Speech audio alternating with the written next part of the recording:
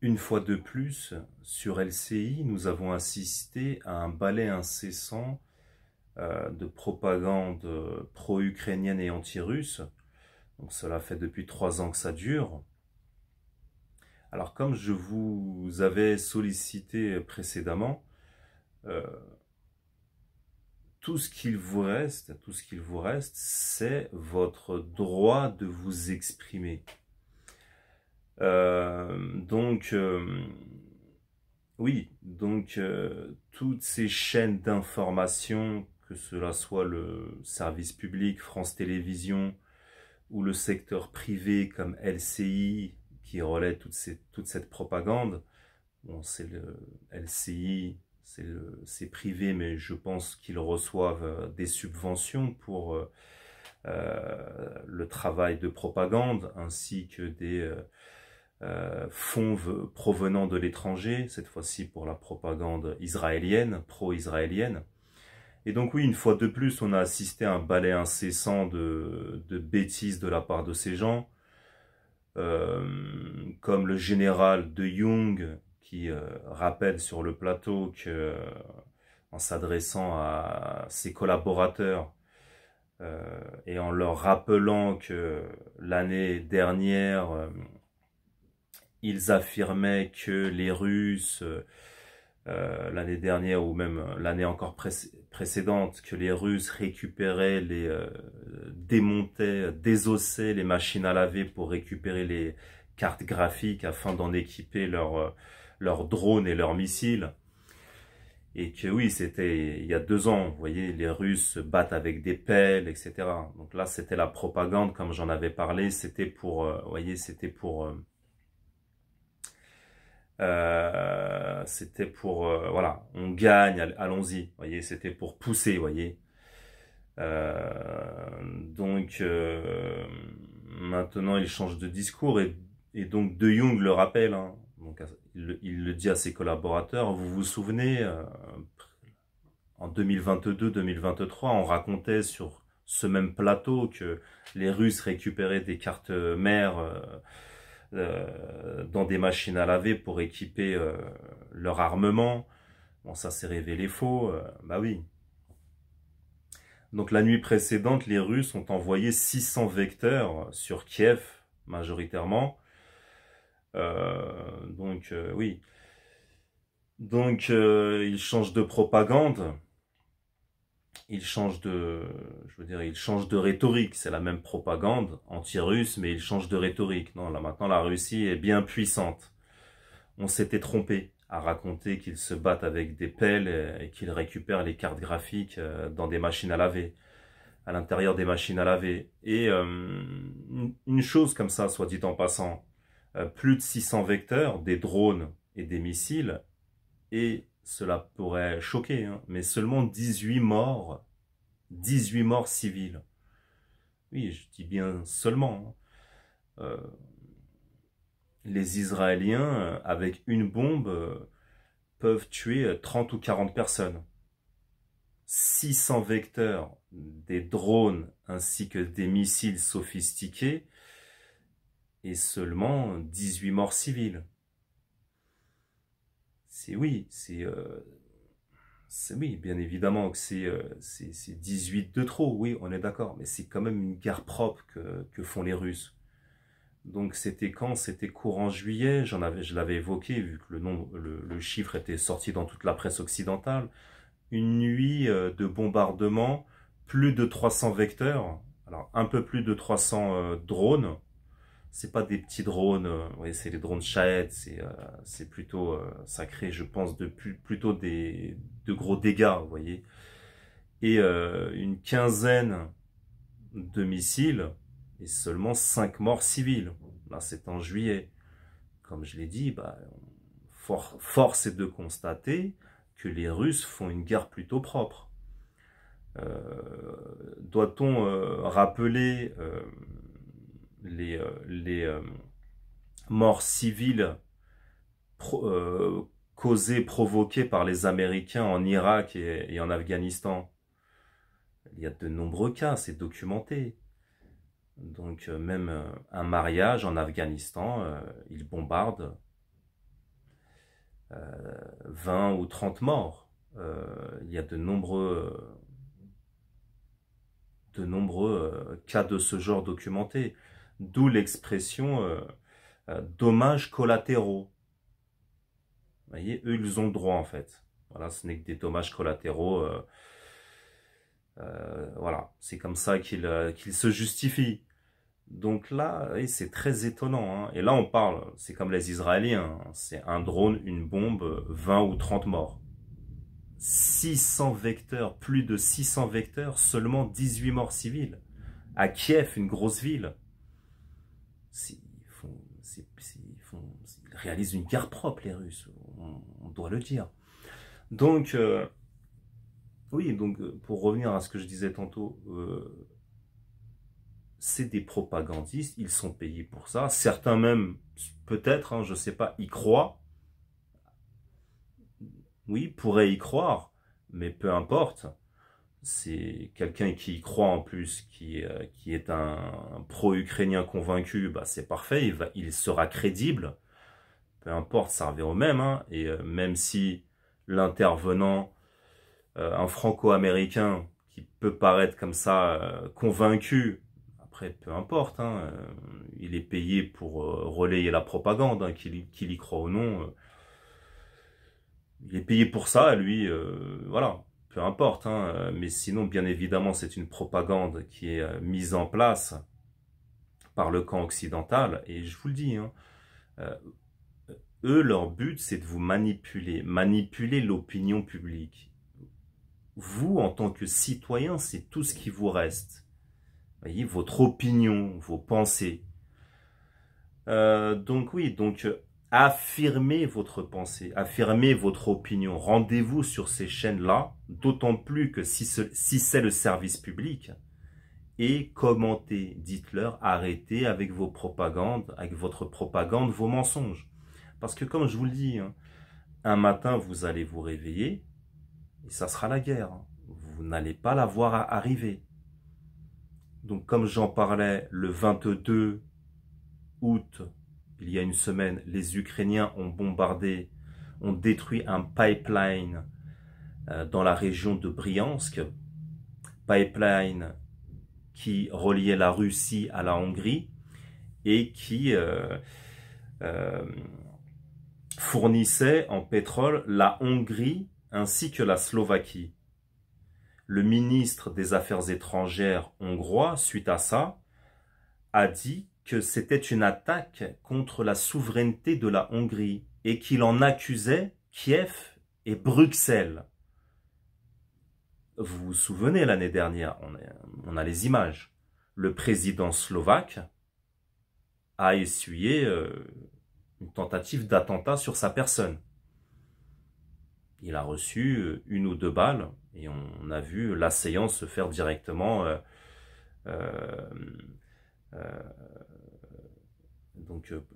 interpellé par sa sécurité.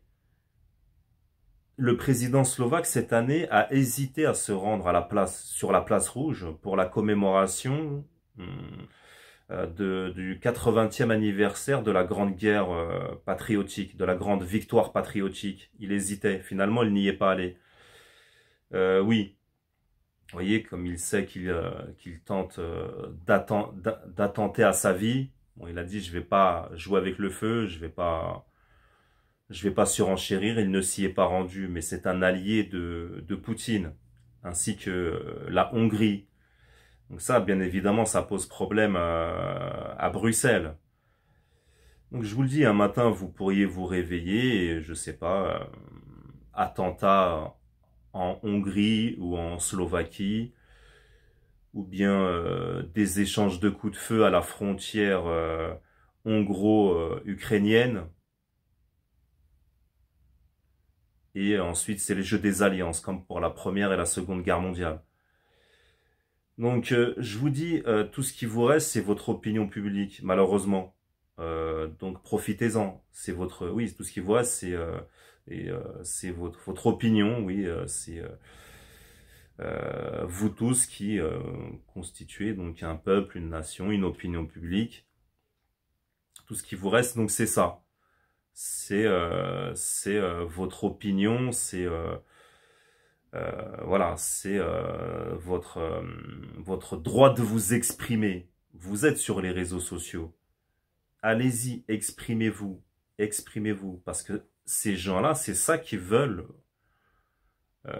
Vous êtes leur cible, hein. Ils font un travail de propagande, vous êtes leur cible.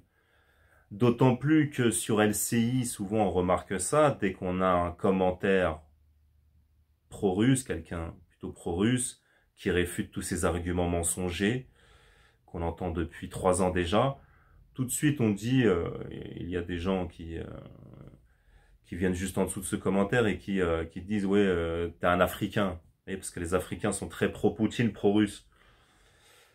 Ils sont actifs sur LCI et on peut les voir, oui.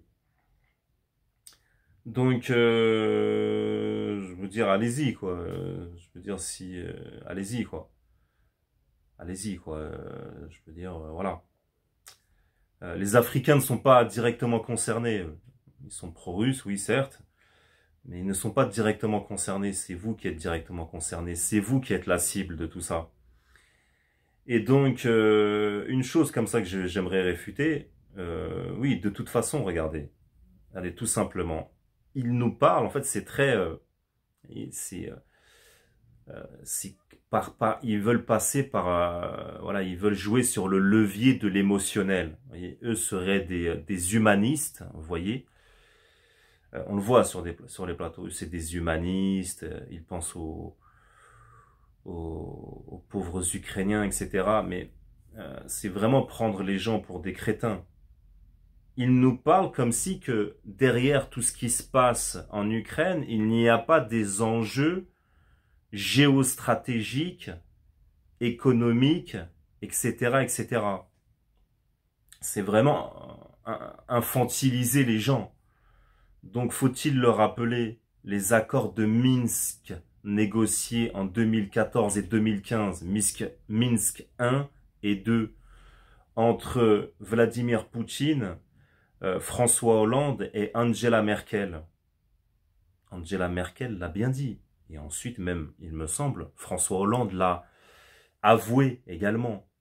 Donc, je cite Angela Merkel, les accords de Minsk ont été mis en place afin de pouvoir laisser le temps à l'Ukraine de s'armer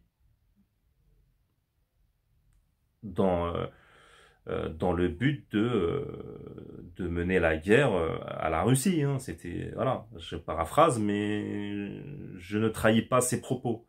Les accords de Minsk, donc des accords de paix, en fait, c'était pas des accords de paix. C'était pour temporiser, afin de laisser l'Ukraine, de laisser le temps à l'Ukraine de pouvoir s'armer pour mener une guerre future contre la Russie. Guerre qu'elle dit même inévitable. C'est clair, c'est net.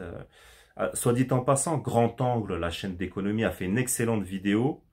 On sait pas, on savait déjà, mais il apporte quelques éléments supplémentaires. Il résume parfaitement en fait, avec les sources, etc. C'est une vidéo qui a quelques jours. Grand Angle, une chaîne d'économie, vous irez voir. C'est parfaitement résumé, parfaitement argumenté, parfaitement sourcé. La vidéo est succincte en 15 minutes. Il démontre que... alors, qu'est-ce qu'on pourrait dire? Dans le meilleur des cas, les torts sont partagés. Voyez? Dans le meilleur des cas, les torts sont partagés. Et bien évidemment, ce n'est pas une guerre Russie contre Ukraine, mais Russie contre l'OTAN, l'Occident collectif. Déjà, mais dans le pire des cas, en fait, au vu de toutes ces sources de cette histoire récente, en fait, les coupables, disons-le clairement, c'est les Occidentaux hein, qui poussent à la guerre. La Russie, finalement, se défend. Et cette opération spéciale, c'était juste que la guerre était inévitable, comme le dit Angela Merkel. Et comme je l'ai déjà dit à plusieurs reprises, pour une fois dans son histoire, la Russie, lorsqu'elle se fait envahir, a choisi de prendre l'initiative de l'attaque.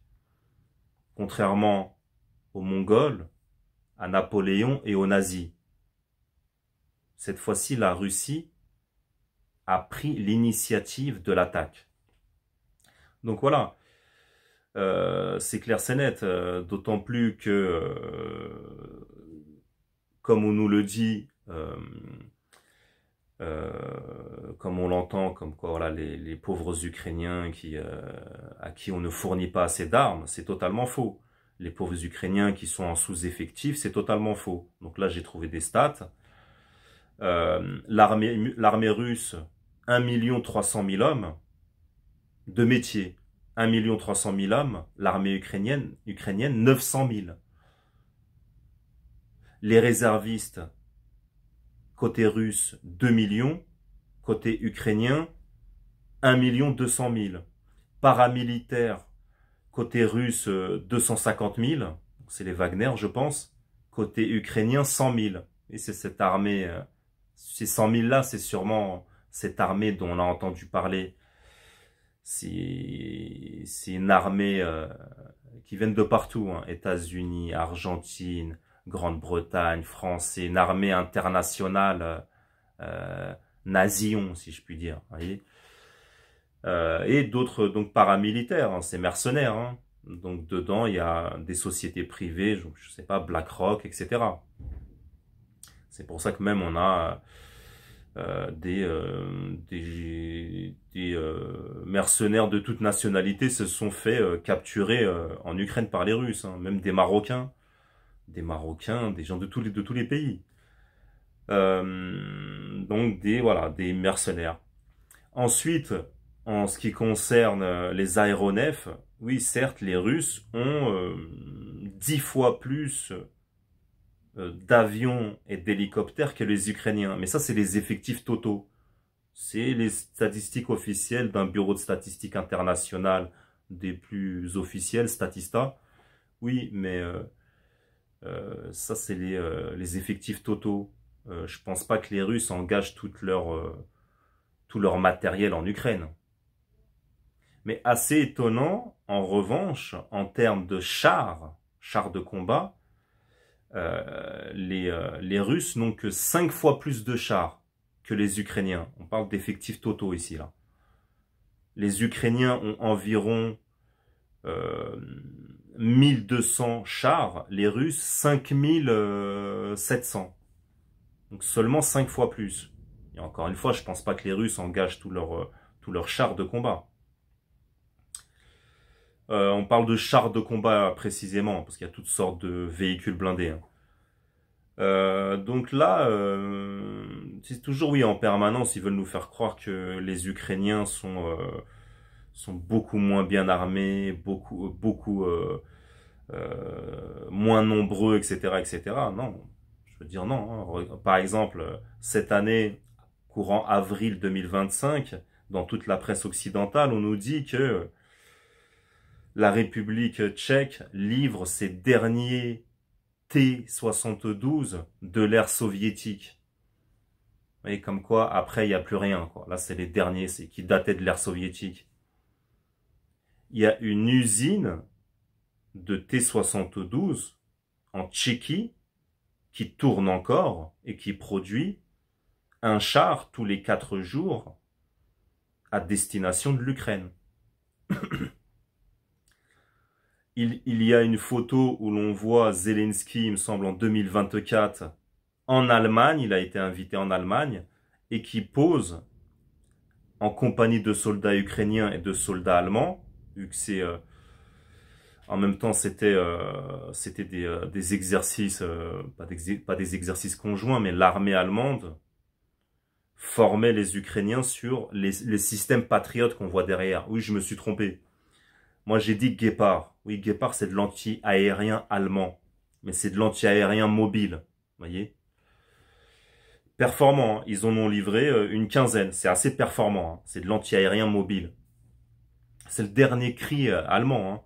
Non, là, c'est des patriotes, en fait. Et flambant neuf, on le voit. Ils posent devant fièrement Zelensky. Quand on cherche, on trouve de nombreuses choses. Hein.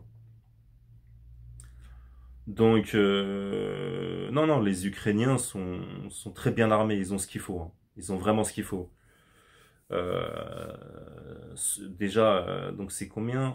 Les États-Unis, en fait, leur ont livré en tout et pour tout plus de 60 F-16. C'est les chiffres, hein. Plus de 60 F-16. En fait, on comprend une chose. Quand on check toute cette data liée à l'armement livré aux Ukrainiens, on comprend une chose. Non, en termes d'équipement, ils avaient ce qu'il faut, en vérité. Ils avaient tout ce qu'il faut.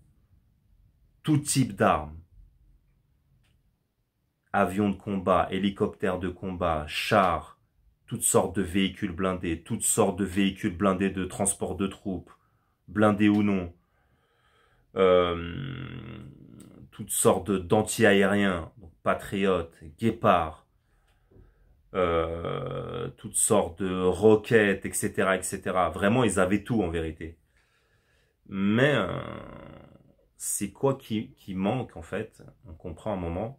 En fait, c'est les munitions. Il est là le problème. C'est les munitions qui manquaient. Donc, en fait, on se dit, malgré qu'ils ont préparé cela en amont, voilà, contrairement à ce que veulent nous faire croire tous ces intervenants qui sont tous unanimes, ils sont tous d'accord entre eux, hein. Contrairement à ce qu'ils veulent nous faire croire que voilà, c'est des humanistes, ils pensent aux malheureux Ukrainiens. Non, c'est de la géostratégie. Arrête de prendre les gens pour des crétins, arrête de les infantiliser. C'est la stratégie de l'Occident collectif. Parce que quel est l'intérêt de la France de pousser à la guerre? L'intérêt de la France est d'acheter du gaz russe, tout comme l'Allemagne. Ça, c'est l'intérêt de la France, voyez. Et pas d'aller acheter du gaz liquéfié aux Américains qui coûte 3 fois plus cher et qui est beaucoup plus polluant, soit dit en passant. Non, non, l'intérêt de la France n'est pas de faire la guerre, de pousser à la guerre contre la Russie. Je répète bien, pousser à la guerre. D'accord? Parce que s'ils auraient voulu faire la paix, ils l'auraient fait depuis bien longtemps. Donc, les accords de Minsk 2015, c'est avoué autant par Merkel que François Hollande, c'était pour temporiser, donner du temps à la Russie, à l'Ukraine, pardon, afin de s'armer, de préparer cette guerre contre la Russie. Donc là, ils voulaient faire un bis repetita la semaine dernière voilà, lors de cette rencontre à la Maison Blanche où les principaux gouvernants, les principaux représentants des pays européens ont demandé des garanties de sécurité. Voyez. Donc là, ils pensaient que voilà, c'est ce qu'ils pensent pouvoir encore à nouveau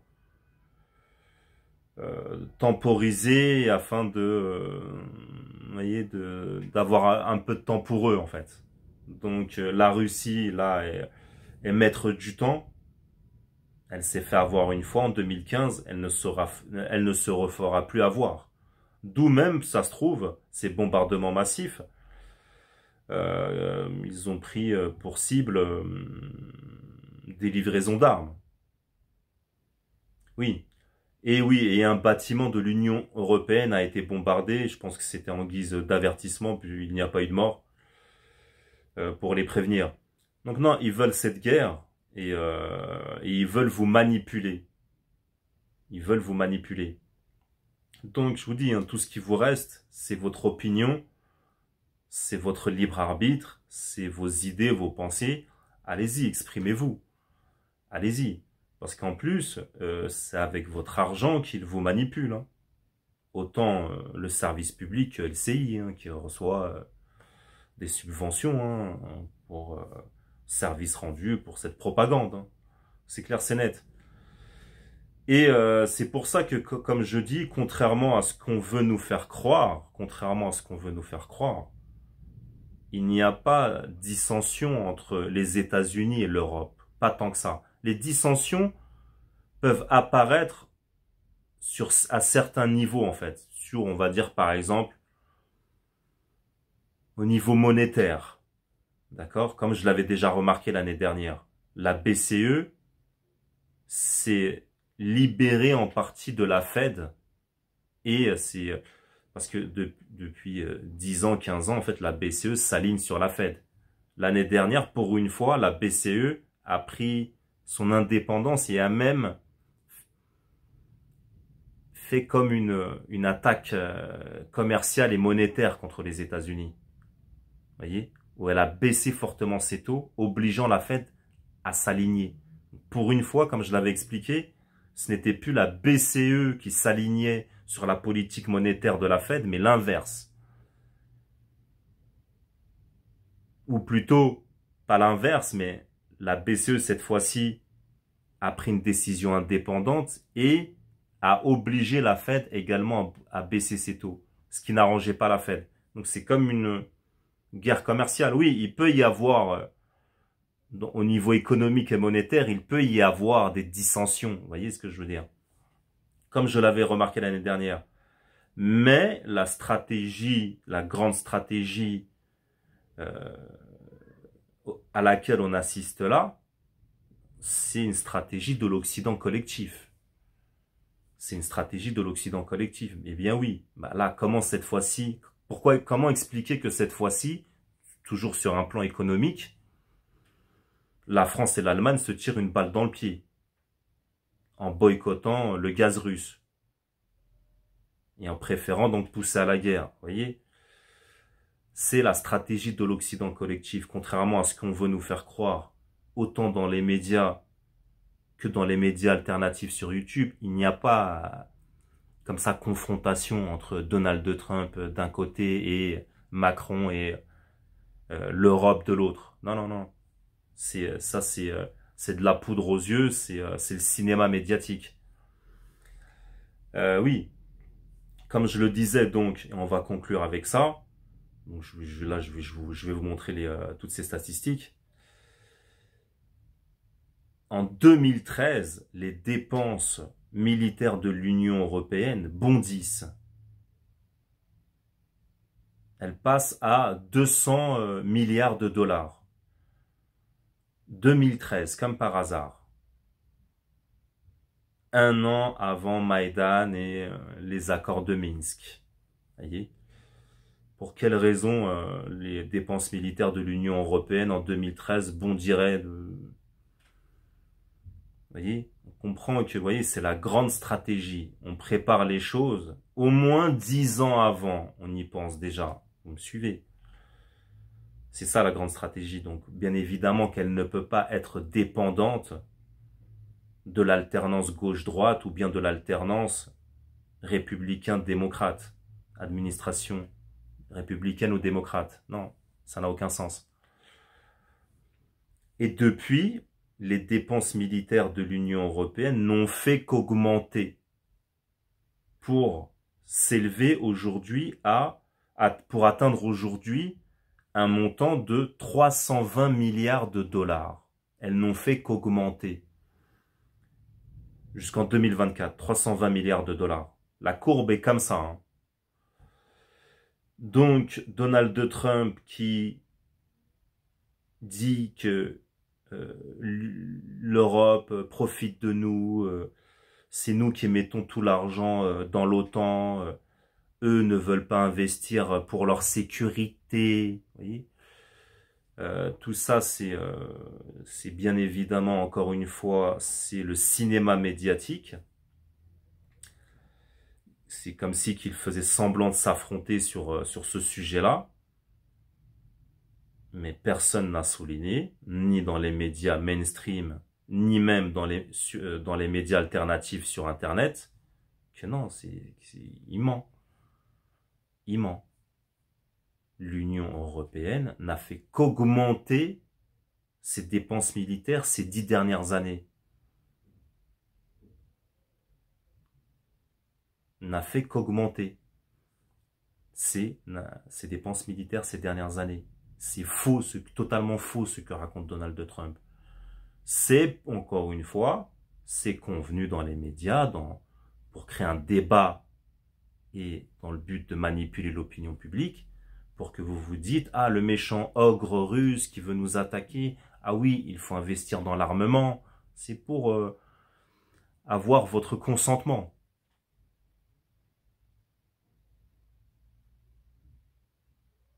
Voilà. Donc là, Donald Trump demande à ses alliés, autant européens qu'asiatiques, d'augmenter leurs dépenses militaires à hauteur de 5% du PIB. C'est ce que veulent les Européens. Vous voyez? C'est ce que vont faire les Européens finalement. Donc on comprend qu'il y a une stratégie commune là, même s'ils font semblant de s'opposer par médias interposés lors de rencontres au sommet. Oui, bah, comme je l'ai dit, personne n'a dit, mais qu'est-ce que raconte Donald Trump? Les dépenses militaires en Europe n'ont fait qu'augmenter ces 10 dernières années. On a assez investi comme ça dans l'OTAN et dans l'armement. En revanche, comme on en a parlé précédemment, le Japon et l'Inde, pas l'Inde, mais le Japon refusent. Après, quels sont les autres pays asiatiques que Donald Trump a ciblés? Parce qu'il a demandé de même à ses alliés asiatiques. Le Japon en tête, oui, ça c'est, il leur a demandé, c'est dans les médias. Donc là, le Japon a refusé. Avant-hier, il y aurait dû y avoir une rencontre entre des officiels japonais et américains à la Maison Blanche. Les Japonais ont annulé. Ils n'en ont même pas vraiment donné une raison, si juste le Premier ministre qui a dit que les États-Unis n'ont pas à s'ingérer dans les affaires internes du Japon. C'est par rapport à cette histoire de dépenses militaires, augmentation des dépenses militaires. Donc les Japonais, eux, refusent. L'Inde également s'écarte du camp occidental. Comme j'en ai parlé, J.D. Vance, le 28 juillet 2025, a insisté pour avoir Modi au téléphone. Modi raconte l'histoire au Parlement européen. Sous les applaudissements et les rires de tous les parlementaires indiens, parce qu'ils ont compris le sens de ce qu'il disait. Il a dit, J.D. Vance, un jour, récemment, aux alentours de la période de fin juillet 2025, J.D. Vance a tenté de me joindre 3 fois. Donc finalement, je me suis dit, je vais le rappeler pour voir qu'est-ce qu'il veut. Il raconte ça comme si qu'il était blasé, vous voyez. Donc oui, allô, vous avez tenté de me joindre 3 fois. J.D. Vance lui dit, c'est dans toute la presse, hein, la presse indienne en particulier, mais dans toute la presse. Et de toute façon, il y a les images au Parlement indien. J.D. Vance, donc Modi cite J.D. Vance, faites attention, les Pakistanais préparent un plan pour vous attaquer. Comme je le disais, Modi fait une réponse pour oui, parce qu'il veut pas, parce que c'est l'homme fort de l'Inde. Il dit ouais, pas de problème. À leurs balles, nous répondrons par des obus. Et voilà, au revoir. Mais on comprend, vous voyez, comment ils veulent faire peur aux autres nations, alors aux nations qu'ils estiment être leurs vassaux, voyez, afin de les pousser à la guerre, à s'armer, et puis in fine à la guerre en fait. Et aussi, bah, par la même occasion, les pousser à leur acheter des armes, on est d'accord. Donc, voilà. Ils veulent mettre le feu aux 4 coins du monde en exigeant de leurs alliés d'augmenter leurs dépenses militaires à hauteur de 5% de leur PIB, 1/20 de la richesse produite. Hein, c'est pas rien quand même. Hein. 1/20, vous imaginez. Dans le but de faire marcher leur industrie militaire, et aussi dans le but voilà, de militariser le monde et de pousser les gens à la guerre en fait. Donc leurs alliés historiques, le Japon en tête, ainsi que l'Inde n'acceptent plus cela, ne les prend, et même à travers cette histoire que raconte Modi, le président indien au Parlement, on comprend que même il ne les prend même plus au sérieux, ils ne veulent plus les entendre. Tout comme on a lu dans la presse que maintenant les Japonais ne répondent plus aux appels de la Maison Blanche. Je ne sais pas si vous vous rendez compte. Le téléphone il sonne, en gros ils répondent pas. C'est quand même incroyable. Donc il n'y a que les Européens pour... pourquoi les Européens, eux, acceptent? Eh bien, c'est l'Occident collectif, vous voyez. Et ils comptent sur votre... votre stupidité, hein, disons-le clairement. Ils comptent sur votre stupidité pour vous manipuler, voilà, en jouant sur l'émotionnel, vous voyez. C'est comme ça qu'on manipule les gens, hein. Et donc, je vous dis, tout ce qui vous reste, c'est votre opinion, votre libre arbitre. Allez sous ces chaînes, commentez et dites-leur, arrêtez de nous manipuler avec notre argent.